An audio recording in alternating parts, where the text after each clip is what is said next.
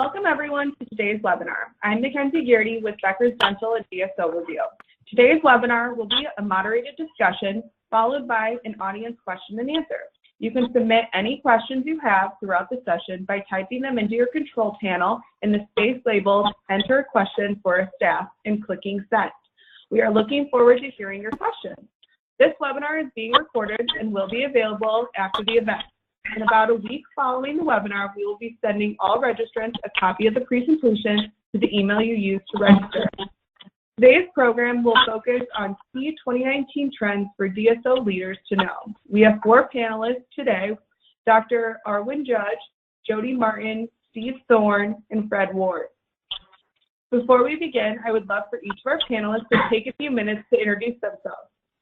Dr. Judge, I'll turn the floor over to you to kick things off. Great. Good afternoon, and I want to thank you for inviting me to this webinar and to be on today's panel. I'm Dr. Arwin Judge. I'm the Chief Clinical Officer at Aspen Dental. I've been here for about 11 years. Prior to that, I had my own little small DSO when the word DSOs really never were around, and had started with that. With Aspen Dental currently, I'll just give you a little bit of a background. We're the largest branded DSO in the country. We have approximately 760 offices in 39 states, opening an office almost every 4 to 5 days. So I won't go on and on about that. I'll kick it off to the next person. All right, thank you. Yes, hi, I'm Jody Martin. Glad to be here today, thanks. I have been with Smile Brands for just about 2 years, and am responsible for all marketing, call center, and also for the Smiles for Everyone Foundation. For those of you not familiar with Smile Brands, we were founded in 1998 and currently have just over 400 affiliated locations. We're kind of a hybrid brand model where we have 3 dominant brands in Bright Now Dental, Monarch Dental, and Castle Dental. And then we have a number of joint venture brands that have grown through acquisition, and an increasing large part of our business is that. So we continue to grow through both de novo expansion of our core brands and acquisition. Great. Steve? Hello, this is Steve Thorne. I'm the founder and CEO of Pacific Dental Services. We are approaching about 750 practices around the country. We too do, like Aspen, mostly de novos. This year we'll open 2 a week. So we're growing quite rapidly right now. Been doing this for 30 years. One of the vets out there, so looking forward to this call. And Fred. Hi, and thank you for allowing me to be on the panel as well. I have a master's degree in engineering. I spent 15 years with Smile Brands Inc., Yum Brands Inc., and followed that with 4 years at Smile Brands. I was then at Dental One Partners for 2 years as Chief Operating Officer. Spent a year here at Marquis Dental as a Chief Operating Officer and became the CEO about 1 year ago. Currently, we have 28 practices in the states of Alabama, Tennessee, and Kentucky, and we are growing through acquisitions and de novos. Great, that was an awesome introduction. So we can go and get started with our first question. What is a DSO's most important role for dentists, patients, and practices? So I want to open it up as a discussion for any and all of you to answer.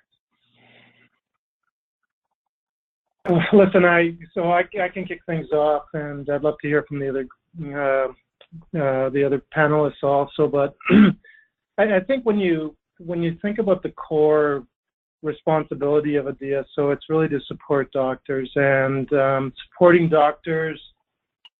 And it's funny because when I think about the role that we've played, and Steve's been in this environment for a long time, and so have I, some of the stuff that we think is table stakes right now, we don't even talk about much anymore. It's like that, all that back end support, the HR, the legal, the malpractice, OSHA, HIPAA, payroll, learning and development, marketing, IT functions. As I was thinking about this webinar, I'm like, we don't talk about that as much as we used to. I mean, because we've kind of advanced and we've accelerated on the support that we're providing dentists.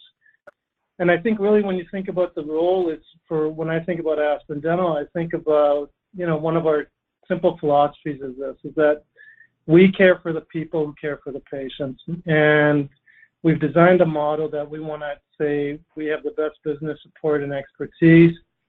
And I think all the other DSOs are trying to do similar types of things. We want to create a community of like-minded, people or professionals that share the commitment to a culture that's going to put people first, and their value, connection and community and collaboration. And I think one of the other things that we take pretty seriously is helping doctors build careers and having an ability to own also practices. So I thought I'd talk about doctors first, and I don't know if we want to maybe have a discussion on the role with doctors initially, and then we can segment into patients and practices, or, I'll do it either way, but I'd start with that. Yeah, that's great. I like moving one by one if you want to continue, or if anyone else had something that they wanted to add.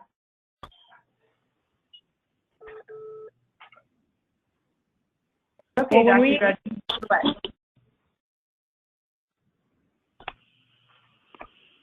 Sorry, do you want me to continue? Talking over each other, huh? This is Steve Thorne. That was a great commentary there on what DSOs really are, and who we serve primarily, which is docs. We're building a community of like-minded people out there committed to oral health care too. All the industry experts, whether it's dental assistants, OMs, and things like that. But as we continue to grow, we're a good source of capital to continue to innovate and help practices stay relevant.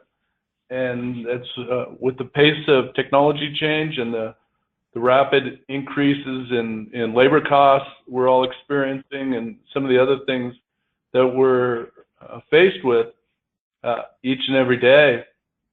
DSOs are a great way to help docs succeed in their career, but also help all those other people that are coming into the profession of dentistry to have a great career. Yeah, I think, Steve, you've got we've got 10, 11,000 people. I believe you guys are similar, and perhaps that's an area that we, maybe don't talk too much about. I think you brought up an important point, all the lives that you've changed from an operations standpoint as well. This is Jody.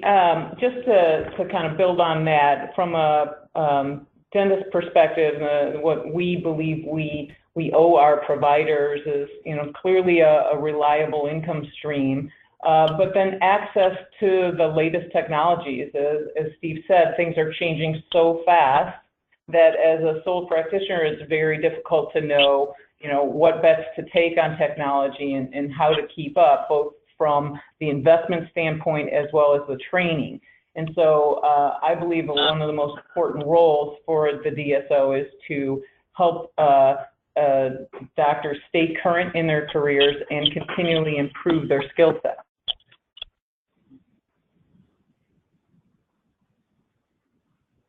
That was fabulous. Did anyone else have anything that they wanted to include before moving on to our next question?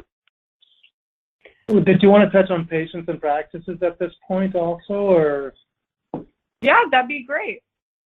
Yeah, so from a patient standpoint, so when I think about the dental support organization, there's, the main, I would say, consumer of your, services is the dentist, but they're providing, the service for patients that you want to help the dentist with, and you typically, like when Aspen Dental, we started about 21 years ago, and at that time there were a lot of there weren't that many DSOs back in that time, and, people weren't taking insurances. People were saying no to that. There were no on-site labs, evening hours, weekend hours, and I think it created, the DSO workplace, when you think about the role for patients, it's kind of created a disruption to provide access to care into areas, in rural areas. Nobody was saying, hey, I want to go plant my flag when I graduate from dental school. I want to go to Bemidji, Minnesota, or, I want to go,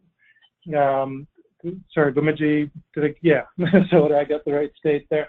But people weren't asking for, people weren't taking it from the consumer standpoint, and I think there's a role that we play in to continue to innovate so it's easier for patients, to make their lives easier. And when I think about practices, I think about a role, like, again, it comes back to the dentist. That role that we play for the dentist also plays for the practices. I mean, we are able to provide opportunities for doctors to take a look at themselves from a practice management standpoint and really think through, and look at data and compare themselves and say, hey, how am I doing? How do I assess myself? How do I grow myself? And those are the kinds of things that I think we're going to need to continue to play a role in for dentists, patients, and practices.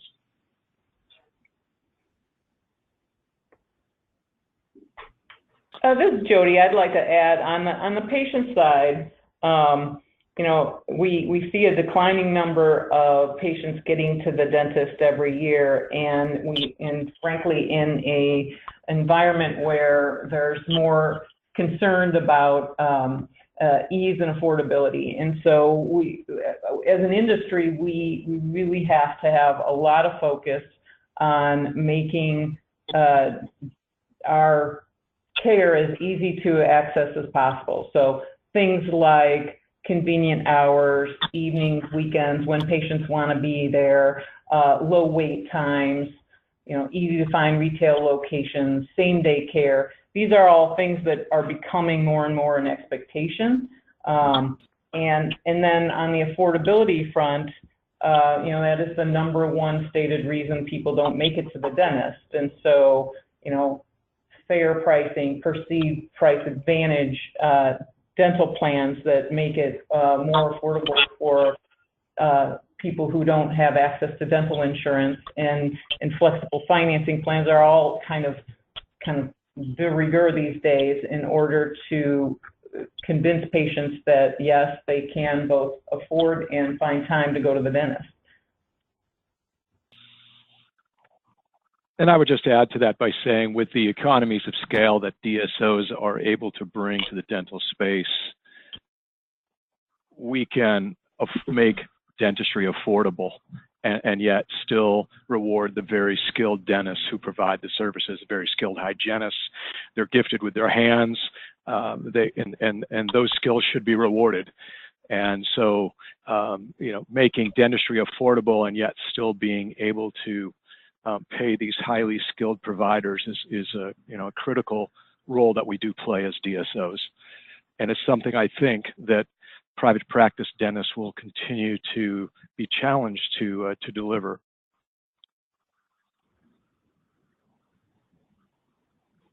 Great. So we'll go ahead and move into the second question. Where are the greatest opportunities for DSOs?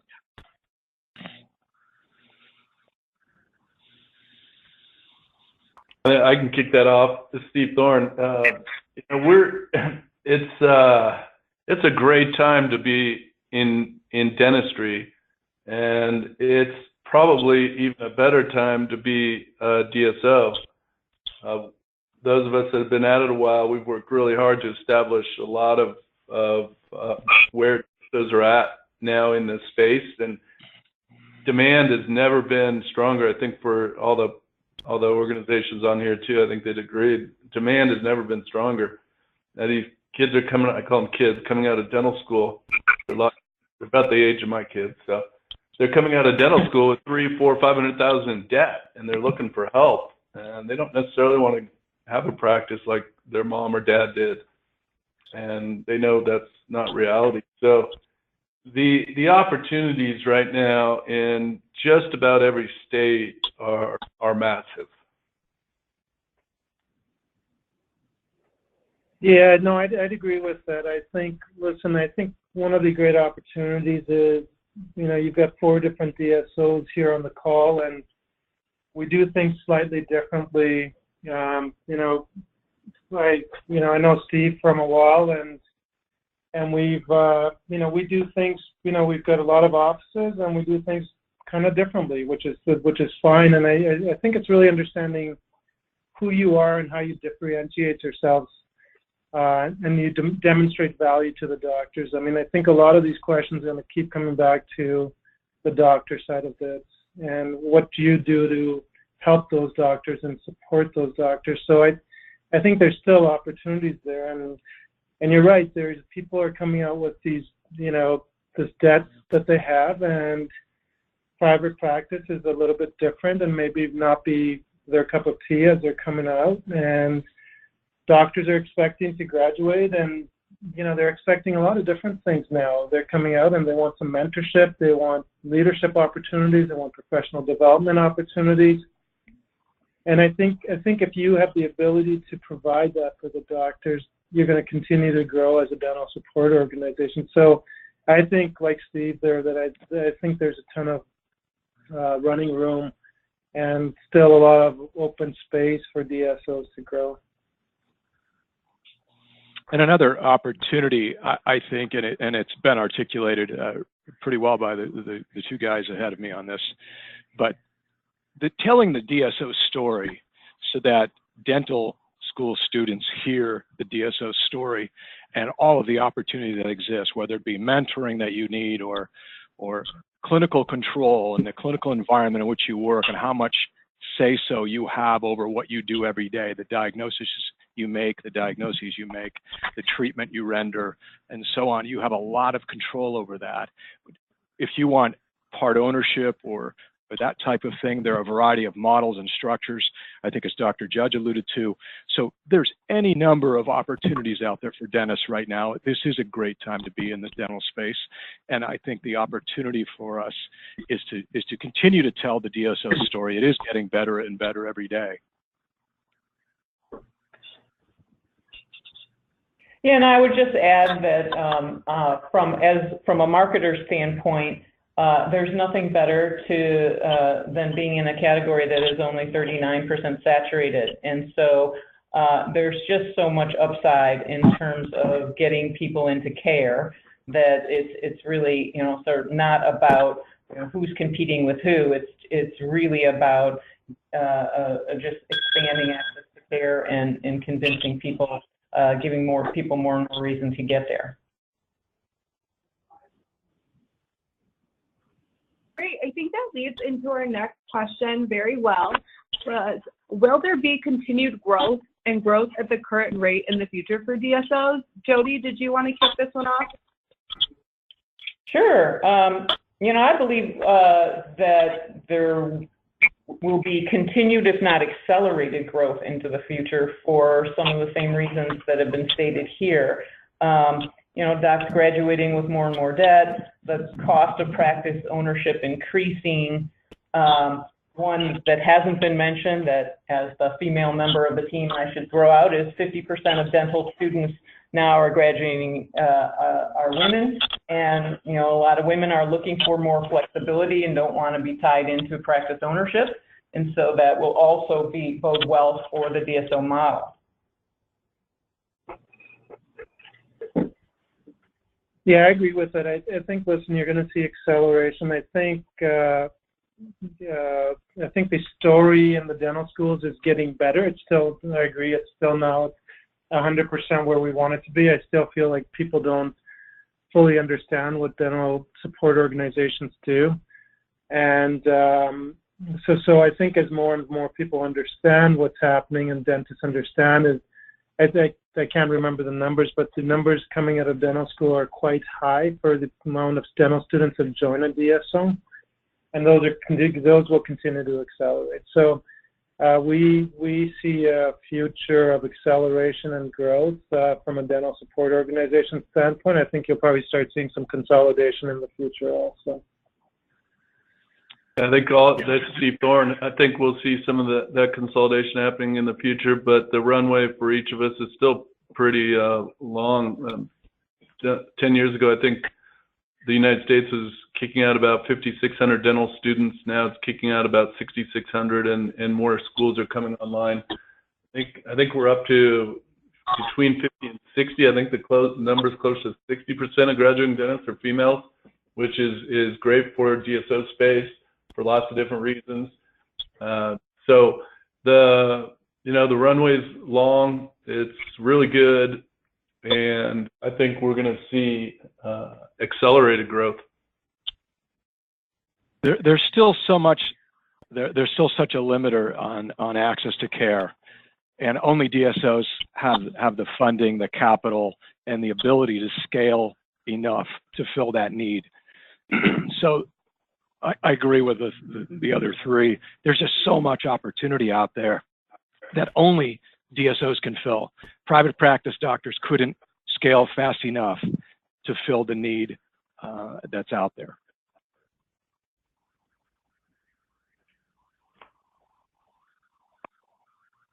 Great. So leading into our next question, what are the biggest challenges dentists face, and how do these compare to the challenges that DSOs face?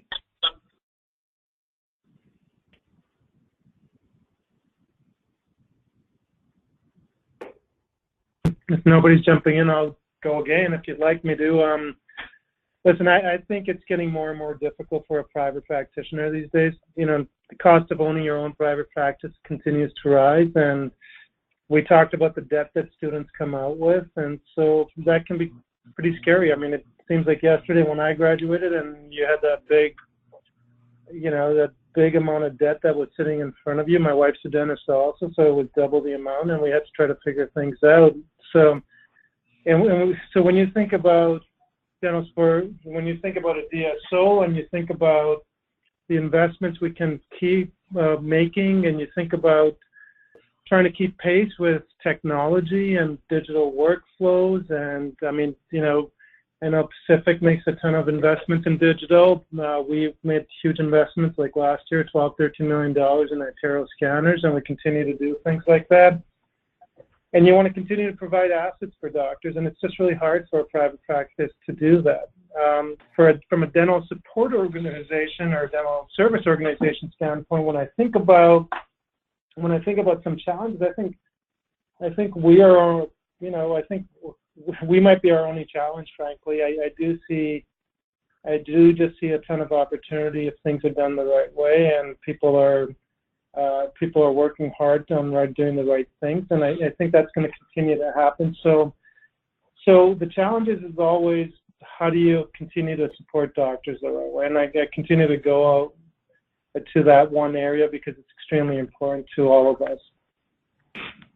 I think there's one other thing to add, the challenges we're facing, and that's the dental assistant shortage across the United States.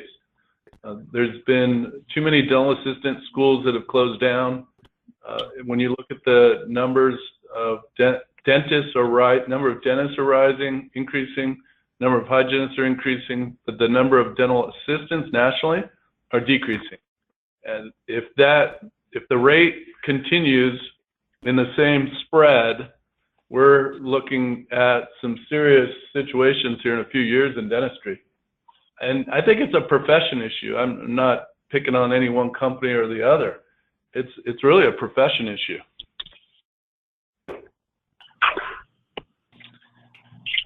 I would also say, as I'm out speaking with private practice dentists who are interested in selling their practice, I commonly hear that the private practice dentist formerly got $1,100 for a crown, let's say, for example, and today for that same crown, 3 or 4 years later, they may be getting $800 for it. So same crown 3 or 4 years ago, they were getting $300 to $400 more. Meanwhile, supply costs are going up, lab costs are increasing, rents are certainly not going down, staff wages are going up. So with all of those cost pressures, DSOs, given our economies of scale, I think we have that advantage, and it's certainly a challenge for all of us, I suspect. Certainly it is for us, but I can tell you that private practice dentists, as I learned from them, are dealing with this cost pressure a lot more acutely than we are.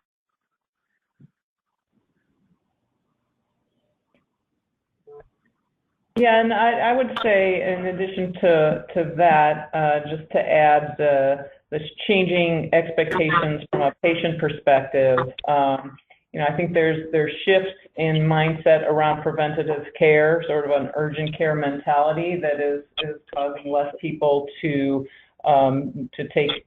use preventative care than they might used to have used. And then there's rising patient expectations. So, the Apples and Amazons of the world have really sort of raised the bar on an expected experience, as has, increasing amounts of telemedicine. And so people are looking for every aspect of their lives to be more convenient, faster, easier, and we have to keep up. So we need to continue to evolve the patient care model so that it keeps pace with really other benchmarks out there.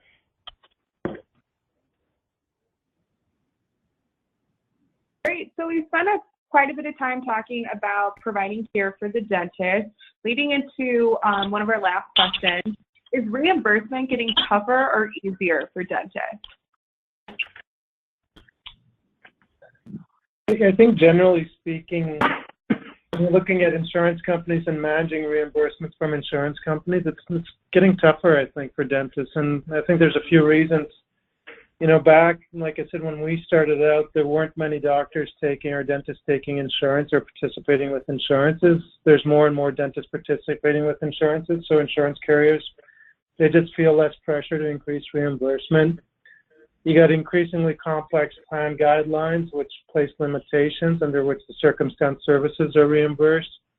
There's selling and swapping and leasing of networks that can also impact reimbursement, and it's sometimes done without clear notification to the doctors, right? So, managing in this kind of environment, when you think about managing it in a private practice, it's just that there's millions of different practices, insurances, and it just seems very difficult for a single person to be able to see patients and then go and try to manage through all of that.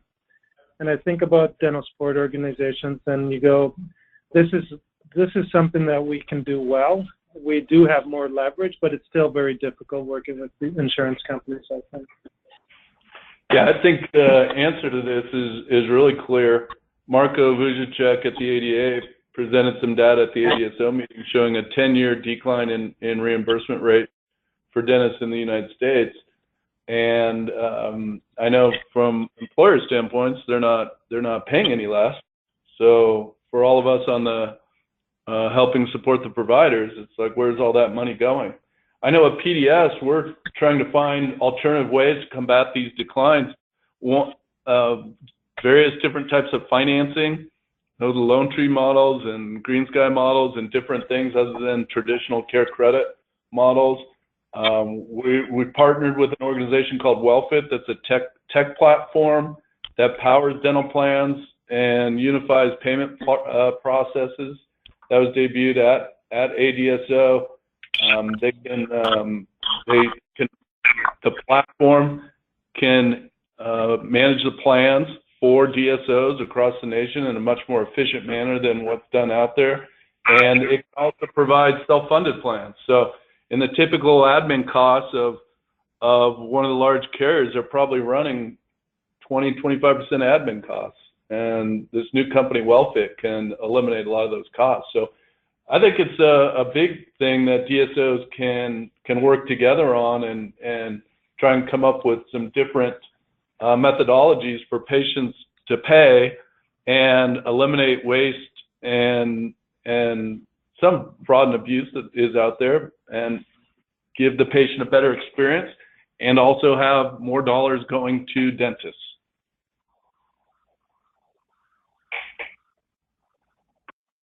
I think that raises a broader point, right, which is overall healthcare costs across the country.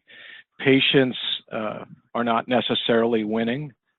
Providers are certainly working harder to earn what they've earned in the past, and yet the plans, I think as Steve mentioned, the plans certainly are in the driver's seats in a lot of cases. So it's a broader healthcare concern that we've got to get to. But I also agree that the power of the DSOs sticking together on some of these will certainly benefit smaller DSOs like Marquis. So I'm pleased to be a part of the broader DSO world for a lot of reasons. I would agree with that. I mean, I think what we're seeing is that dental premiums have not increased at the pace that medical premiums have increased, but and to make up from that, it seems like the payers are looking for sort of more ways to, more exclusions, more limitations, and other kind of things that are negatively impacting our revenue stream. And so we don't see any sign of that easing off in the coming years.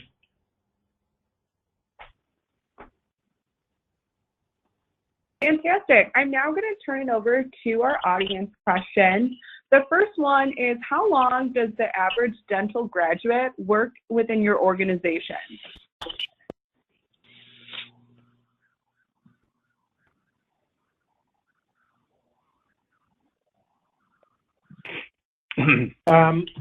Again, I can take that question. It's I don't know what the average amount is, but here's what I would tell you: is typically when a dental graduate joins, I think a lot of the times, they're looking for a few different things. You're looking for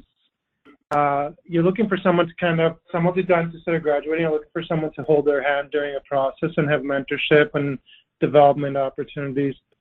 And there's dentists or there's doctors that graduate, they'll join an organization and they might think it's a stepping stone, but what you actually find out is that this is a great place for a career there. And at Aspen, I think when you learn about our practice ownership program, like you see it's almost 0% our turnover when it comes to people making it to the practice ownership program. And when you think about how easy it is to get into ownership within our group, and I know the other groups have some sort of ownership formula also, I mean, doctors don't have to wait years for this. They can get that within 6 months, 7 months time, where they can become an owner. So typically, I think the risk of loss typically is with any kind of a person that comes within an organization is within that first 6 months. And I think that's across most industries, that you're going to have loss pretty early on. But generally we find is that the doctors that kind of stick with it and have the right development, they're generally not leaving Aspen Dental after that. Yeah, I'd concur with that too. This is Steve Thorne at Pacific. The turn happens in that first 6 to 9 months if there's turn. And likewise, in our ownership model, it's in the very low single digits on turn. In fact, most of the doctors that started with me personally when we started the company in 94, 95, 96, all of them are still with me other than one. So, it's a very strong pull when they get into that. But we have docs that just want to be associates too. So that's good for them once they can figure out how to make it in this for-profit and private practice insurance-based world. They tend to stay, and we're continuing to try to help them be successful. I would agree with both of the other speakers. What we see is sort of the more commitment we have from the docs, the better the retention rate. And by that I mean if docs that are on for a day or two a week tend to be the most at risk because they're probably just filling in. But when our full-time docs, the turnover there is very low.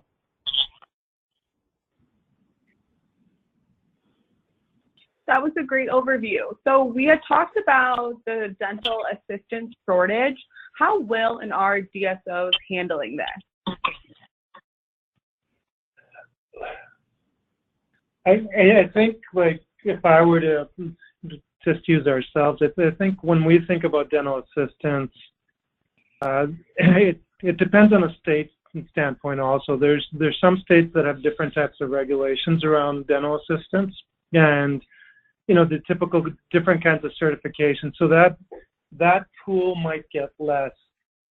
In my view, depending on the state, if the state allows it, for me, I don't put them in a dental assistant category. I look at categories from what kind of person is this, you know?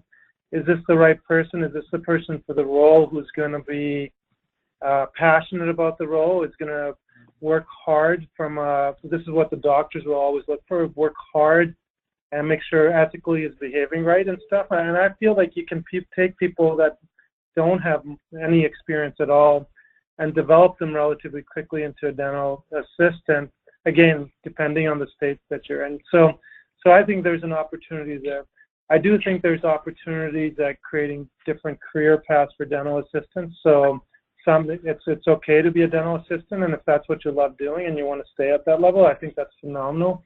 But if we have opportunities to help them grow, we will, you know, we work with the dental assistants to help them grow and develop a career path. Some of them become doctors, some of them become hygienists, some of them are office managers. You know, I think about the person who's our senior vice president of operations is running a $1.5–2 billion company. She started as a front desk person for us. So I don't categorize it as just a dental assistant thing. I think it's a little bit more than that. Yeah, I totally agree. We need to raise the level of the profession and continue to lean in there as an industry of what it means to be a dental assistant. I totally agree with you. You know, we have dental externship programs to elevate that. We have dental assistants in training where we're basically a dental assistant training school and development programs when they come in. So I think we're doing a lot there to help them, but I think there's still this I don't think dental assistants are viewed in the same kind of vein as a nurse or a nurse practitioner is viewed for those dental assistants that have extended licenses. And I think we have an industry challenge to elevate the role of the dental assistant.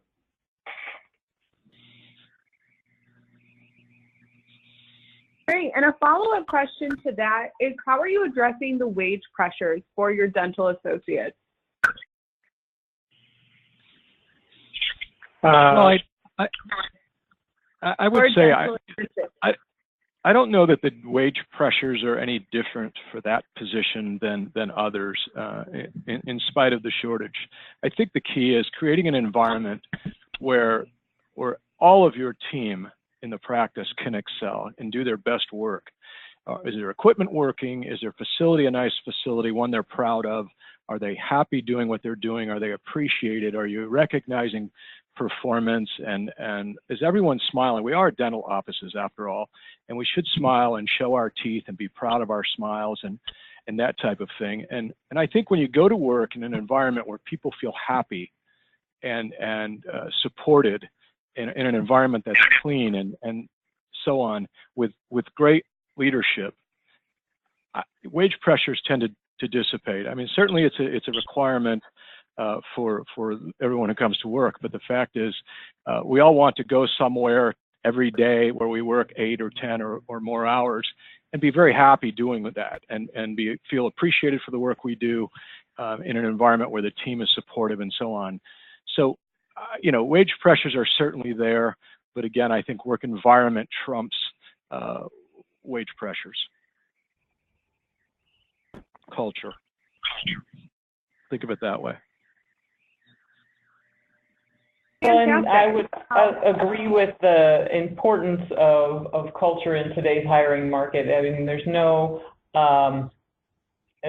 nobody who takes a job these days without kind of basically fully having researched what it looks like on the way in. So from patient reviews to employee reviews, there's just so much transparency out there on what it feels like to work for your organization. And so if you can't present that face to the world that you have a organization where people are going to thrive, they're going to know about it before signing on. Fantastic. So jumping to another topic, do you think DSOs will adopt a digital environment soon? Yes. The answer, I think some of us are there already, and I know there's groups out there that are pretty far along on that. We are looking at digital workflows. Like I said, we purchased all these Atero scanners. We're looking at cone beams. We're looking at just from start to finish that whole digital workflow. And we work with the owner doctors to try to come up with what's best for them and what's best for the patients. But I think like if you come into one of our practices, you'll see that it's pretty much paperless, and you have a pretty nice flow. But we're trying to continue to enhance that all the time.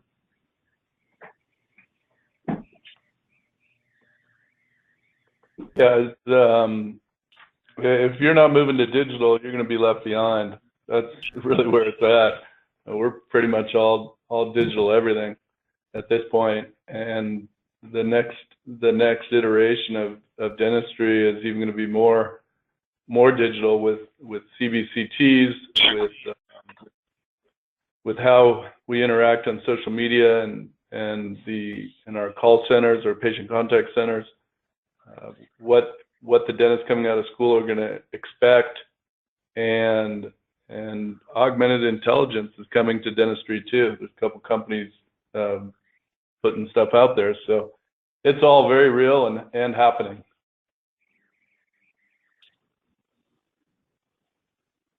Great. So we talked a little bit about reimbursement. How do you incorporate Medicaid into your practice?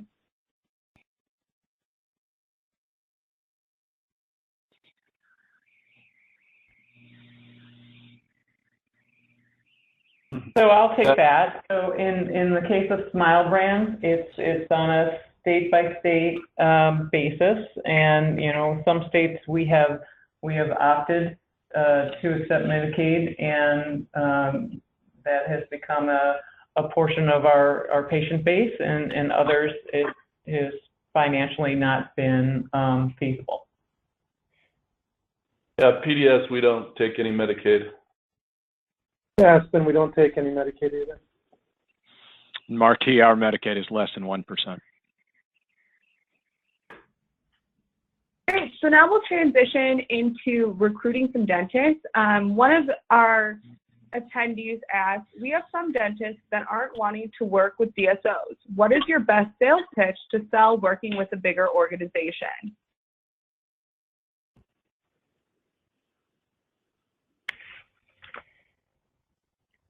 My take, again, as Steve Thorne, is if they're against working in a DSO, they shouldn't have a sales pitch.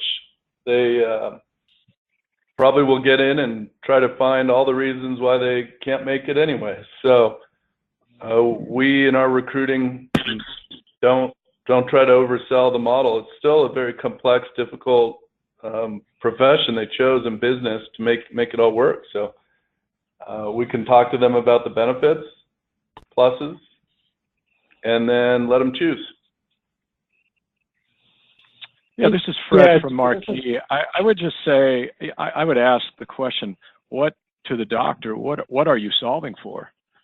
And if your reasons I cannot provide an answer to your reasons or your questions, then you shouldn't consider a DSO. On the other hand, if you're solving for something that we all provide in some way, I don't know why you'd be so binary in your approach.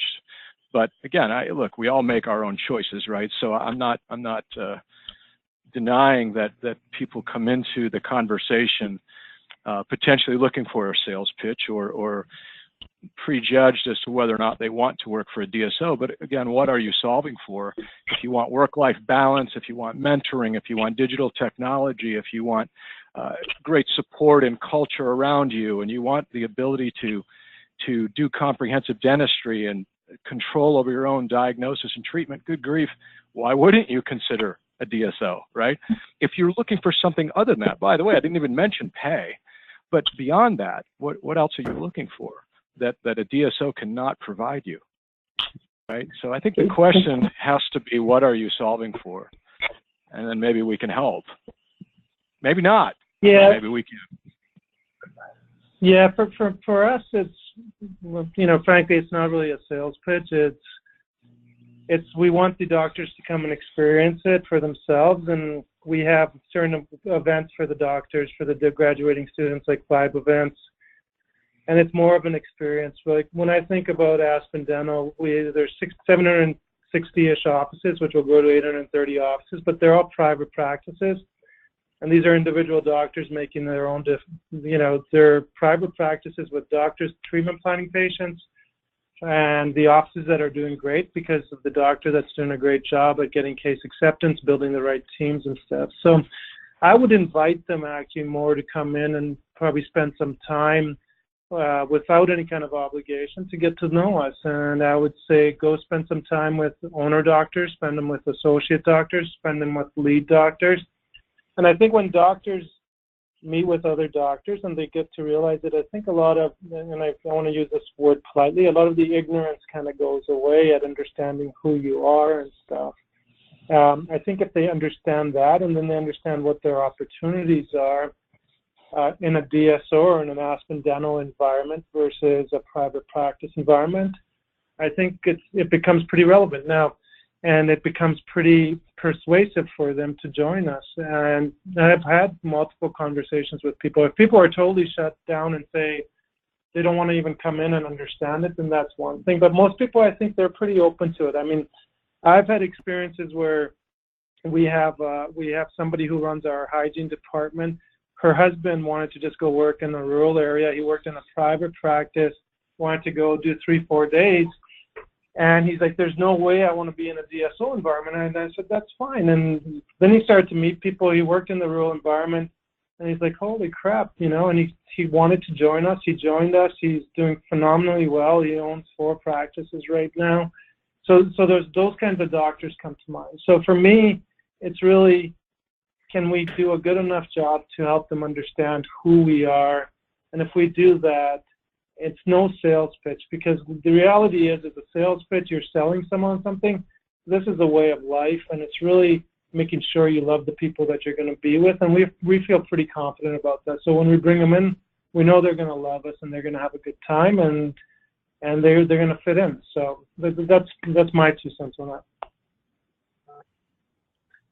Yeah, I would add, we have so many doctors who started and you know, they tell us now, well, when I started, I thought I would only be there for a year or so because it was just a stepping stone, and they got in and the experience was just so much more than they had hoped for.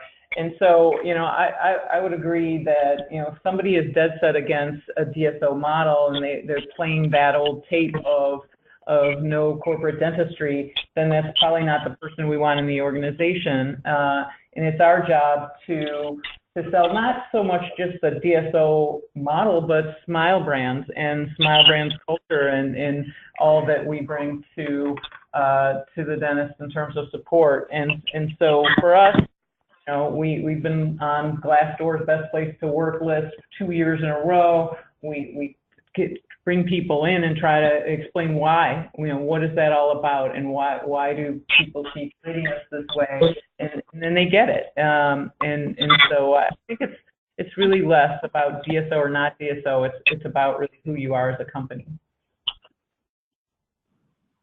Fantastic. So it looks like we have time for one more question. What is working for each of you to reach younger patients, such as millennials or Gen Zs?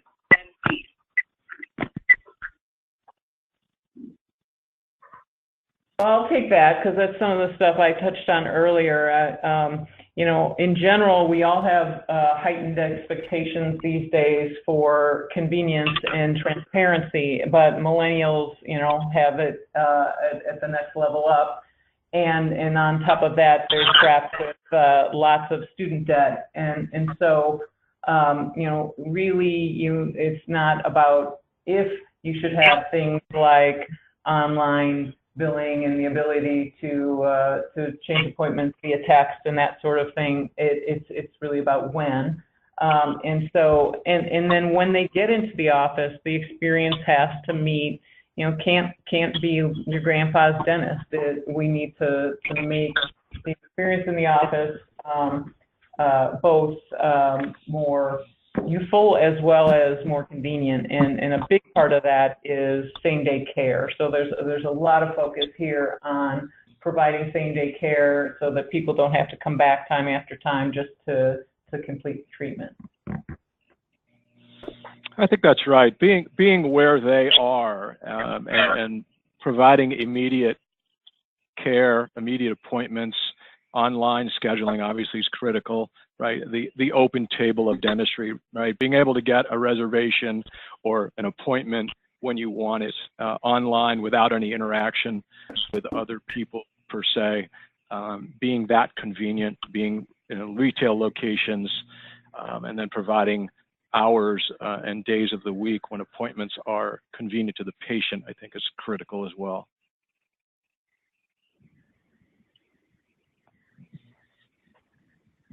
Great. Well, that is all the time we have for today. I want to thank Dr. Arwinder Judge, Jody Martin, Steve Thorne, and Fred Ward for sharing their insights today, and our audience for participating. Enjoy the rest of your day, and we look forward to having you join us for future webinars. Great. Thank you. Thank you. Thanks. Thank you very much.